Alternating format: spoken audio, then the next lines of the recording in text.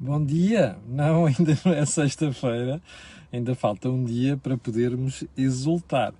Bom, mas exultar já podemos neste momento porque já percebemos que nós vamos mesmo passar para a última fase de desconfinamento e que algumas coisas que não fazem mais que sentido, como por exemplo os restaurantes não poderem abrir este fim de semana já em regime normal, manterem aquela estupidez que é as fronteiras com a Espanha fechadas e essa brincadeira toda, parece que isso vai ser tudo resolvido neste fim de semana.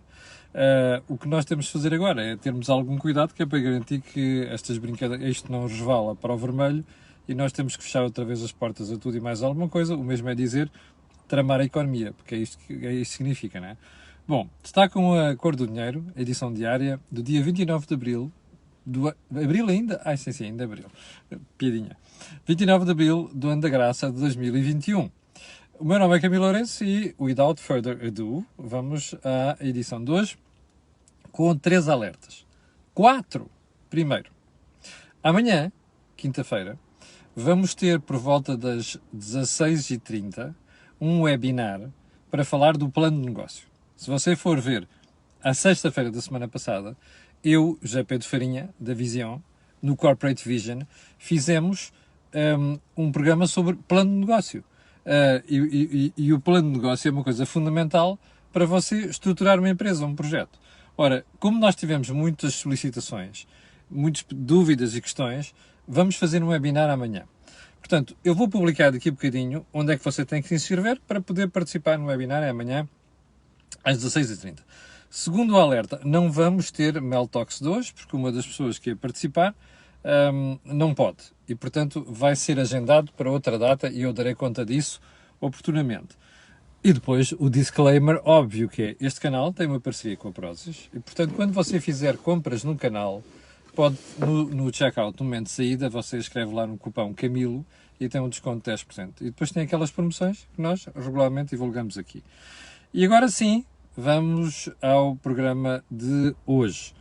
Eu quero fazer aqui mais um alerta. Eu tinha 2 matérias estruturadas para hoje, que não vou falar, vou deixar para amanhã, mas vou mesmo deixar para amanhã, porque são matérias comprehensive, não se esgotam em 2 ou 3 minutos de conversa, e, portanto, vão ficar para amanhã. Quais são elas? O Ministro César Vieira disse ontem que o Estado está preparado para garantir uma parte das dívidas moratórias. Se me ponem los pelos de punta quando eu ouço um governante dizer isto. Percebe? E porquê? Se você não for néscio, e eu acho que não é seguidor da Cor do Dinheiro, você sabe que esta coisa do Estado garantir, seja o que for, quando elas correm mal, quem paga é você. Adivinhou? Portanto, vai ficar para amanhã a melhor análise. O segundo ponto que queria analisar hoje é a forma como o Conselho de Finanças Públicas... Pá, eu estou espantado. Nós temos uma instituição verdadeiramente independente em Portugal, séria. Já não é o Banco de Portugal. Chama-se Conselho de Finanças Públicas. Eu confesso que quando vi o Governo nomear Nazaré para aquele cargo, fiquei com dúvidas. Até porque é uma pessoa nova. Eu tenho o complexo de que os líderes da regulação, dos supervisores, devem ser pessoas com idade, porque já fizeram tudo na carreira. Coitada da Nazaré ainda é nova e ela tem-nos no sítio. Porque o Conselho de Finanças Públicas arrasou o Plano de Recuperação e Resiliência. Mas não é arrasou por crítica gratuita. Arrasou com convicção, com análise, percebe? Eu vou deixar isso para amanhã, que não conseguimos matar hoje. E há uma terceira razão para ter deixado isto para amanhã. É que eu esperava não voltar a falar na violência do futebol e o que se passou no fim de semana. Mas, infelizmente, não me conseguem parar de dar razões para não falar. E, portanto, vou falar daqui a bocadinho. Vamos só começar pelo período de ordem do dia para dizer 2 coisas.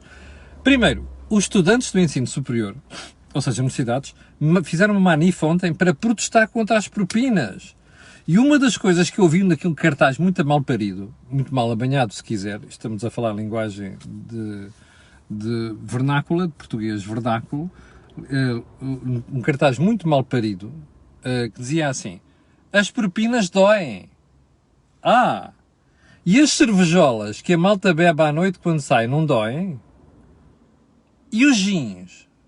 E os shots?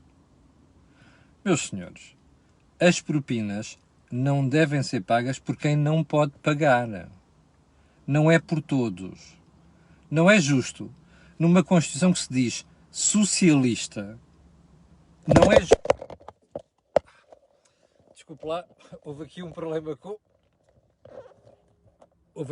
com a câmara. Peço desculpa, vamos voltar aqui a analisar o que estamos a analisar. Bom, dizia eu, não é justo o filho do rico não pagar como o filho do pobre não paga. Não faz mais pequeno sentido, que eu saiba.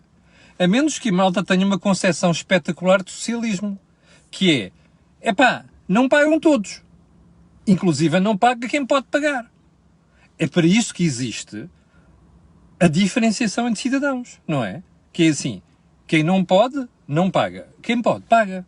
Portanto, quando os menininhos vêm fazer uma manifa a dizer as propinas doem, pois há muita coisa que dói e a malta paga.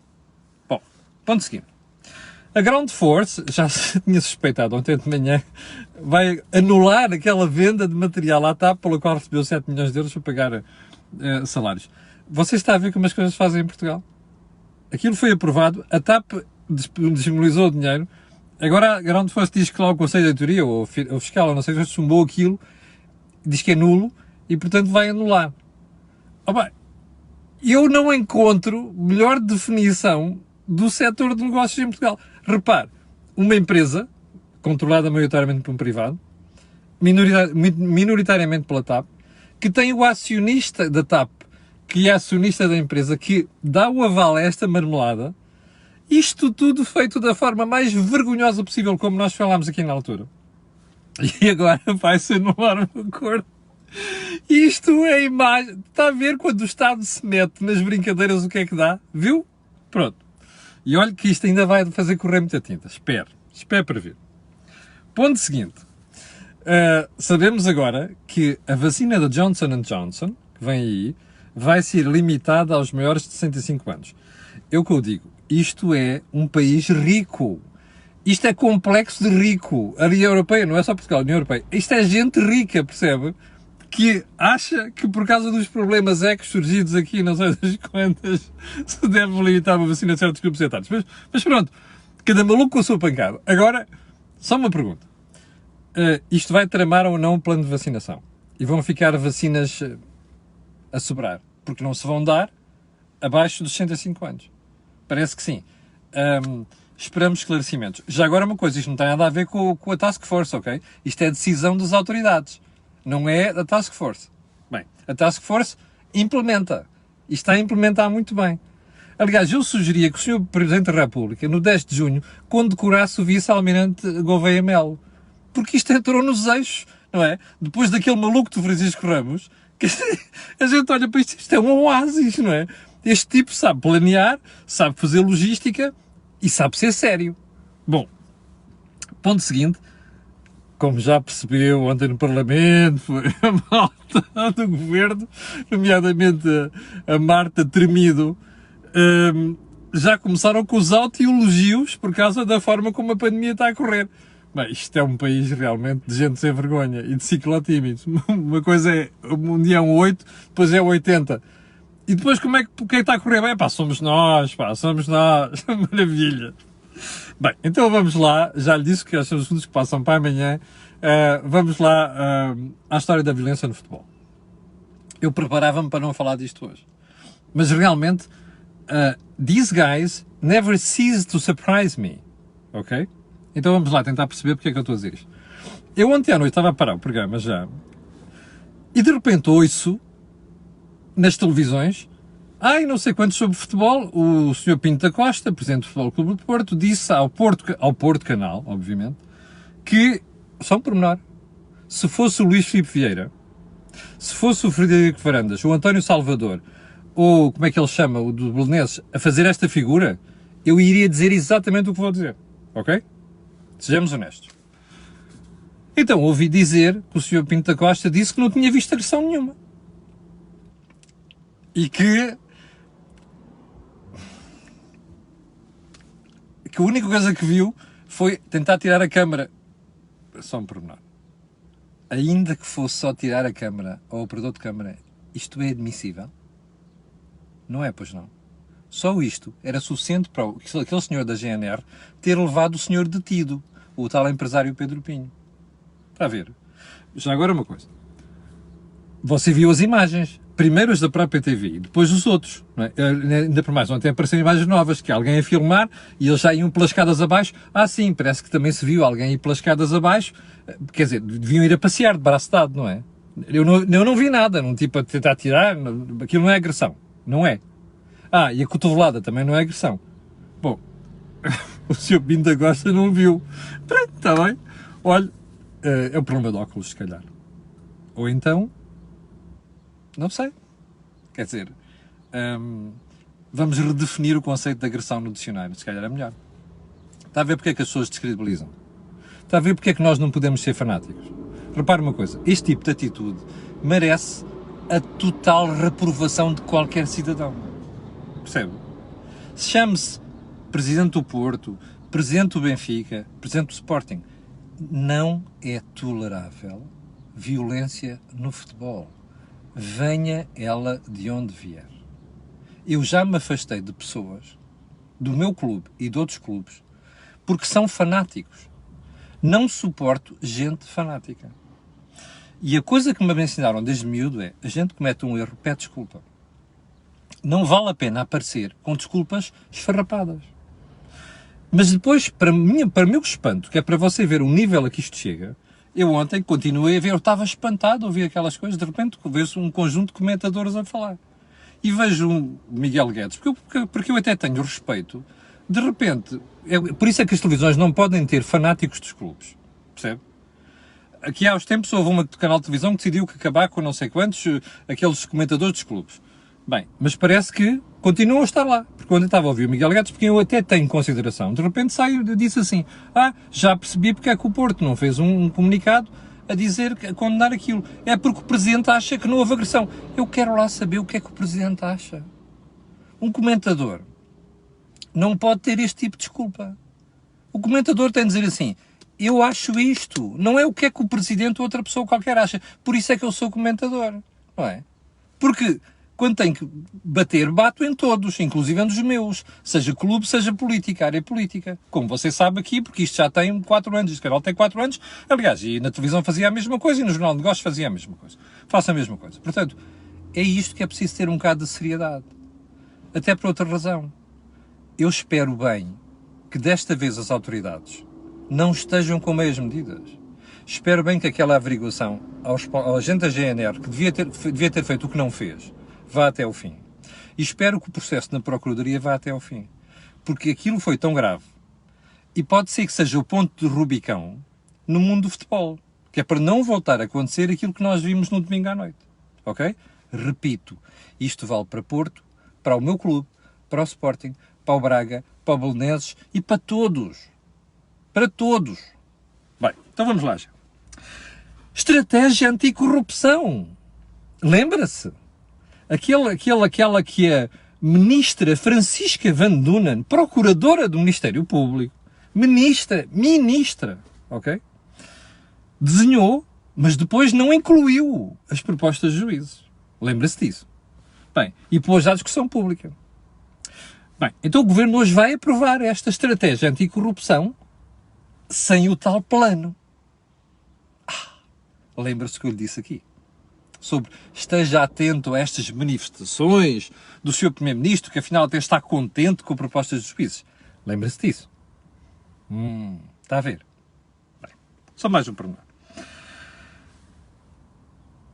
Para quando é que o Sr. Primeiro-Ministro e a Sra. Ministra da Justiça depois vão implementar as tais propostas dos juízes com que ele diz estar de acordo?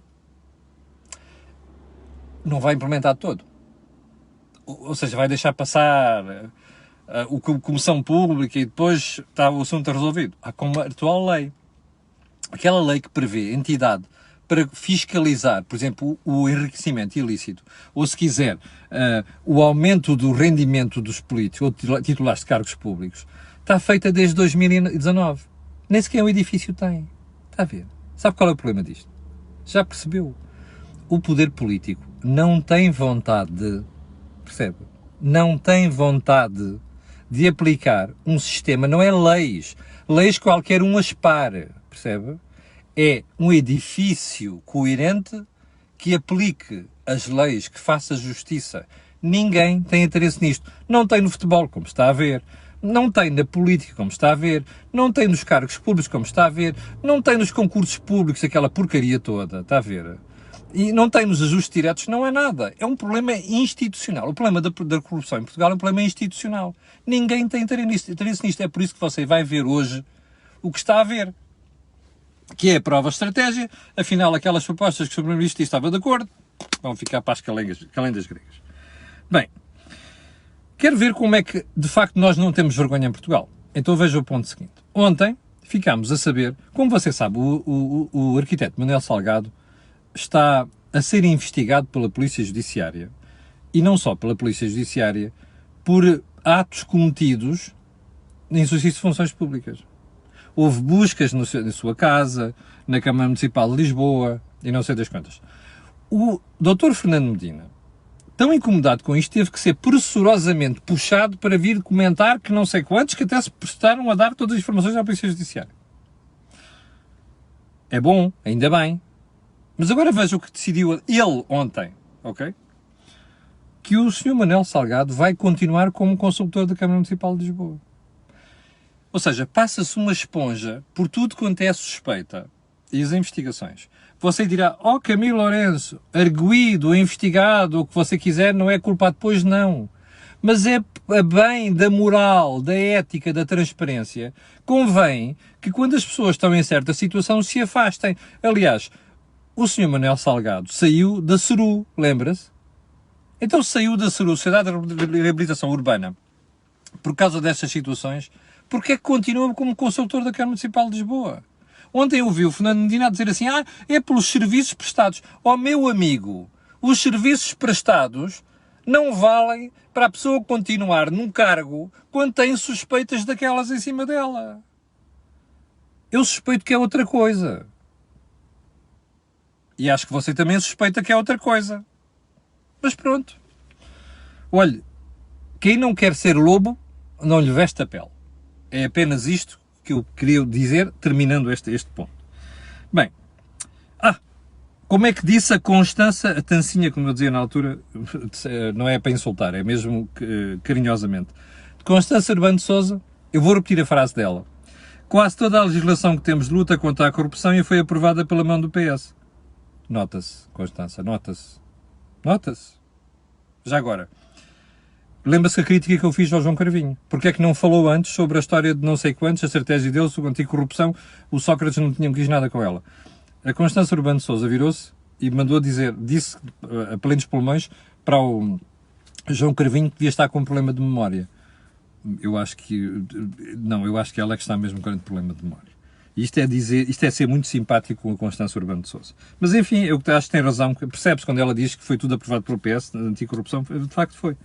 Bom, agora vamos a um outro ponto, não sei quantos minutos, é que já vão disto 18. Então vamos assim, vamos a outro ponto. O Governo mandatou o IGCP, Instituto de Gestão de Crédito Público, vamos separar isto das pessoas, ok? A Cristina Casalinho é presidente do IGCP. Eu tenho a melhor opinião da Cristina. Aliás, nós devemos uma boa parte de alisamento da dívida que vamos pagar ao exterior à Cristina Casalinho nos últimos anos. Mas a Cristina Casalinho não faz as coisas sozinha, faz porque tem uma estratégia do próprio Tesouro. O que é que nós vimos ontem?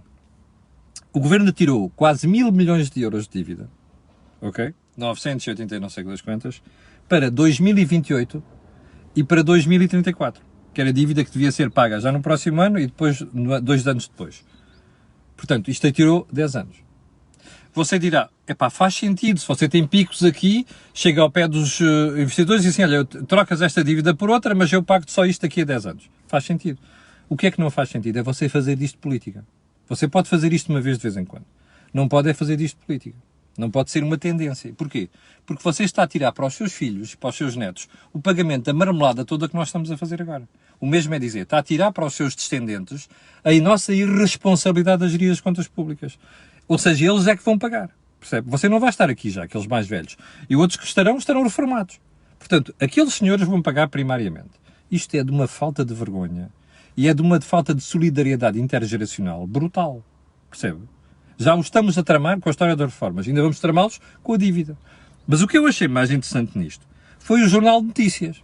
Como sabe, eu aqui elogio quando tenho que elogiar e critico quando tenho que criticar. O que é que fez o Jornal de Notícias? Ontem, ao falar deste assunto, em plena manchete, estava escrito qualquer coisa como dívida de Passos. Eu vou-lhe ler. Eu vou-lhe ler que é para você, que é para não errar exatamente aquilo que estou a dizer. Então é assim, dívida do tempo de Passos paga só daqui a uma década. Ouviu bem? Dívida do tempo de Passos. Eu não sei como é que um jornalista escreve isto. E não sei como é que o editor deixa passar isto. E como é que o diretor que vê as manchetes depois deixa passar isto. Mas eu vou lembrar isto ao jornalista, ao editor e ao diretor do jornal. E já agora, a quem manda no grupo. Que é assim. A dívida do tempo de Passos é a dívida do Sócrates. Ou você não sabe isso? Então eu explico. Se não sabe, eu explico. Eu sei que há muita ignorância, mas eu vou explicar. A dívida do tempo do Passos está escrita no memorando de entendimento. Capixa? O memorando de entendimento tem lá ajuda financeira a Portugal de 78 mil milhões de euros. Que era o quê? Que é o dinheiro que faltava para financiar a República Portuguesa. Não tinha. E não tinha porquê? Porque houve um primeiro-ministro que, entre outras coisas, não é, que nós já sabemos, foi absolutamente incompetente a gerir as finanças públicas, mais o Ministro das Finanças dele. E por isso é que nós demos com os burrinhos da água aliás, no início de 2011. Perdão, já tinha acontecido em 2010, quando os bancos ficaram sem financiamento, que é outro pormenor interessante que o malta nunca fala. Ora bem, quando nós ficámos sem dinheiro e fomos pedir à Troika, a Troika escreveu, a gente dá-vos 78 mil milhões de euros, não dá mais. Mas já agora vocês assinam isto e vão fazer isto tudo. Lembra-se ou não? Este jornalista parece que não se lembra. E o jornal também não.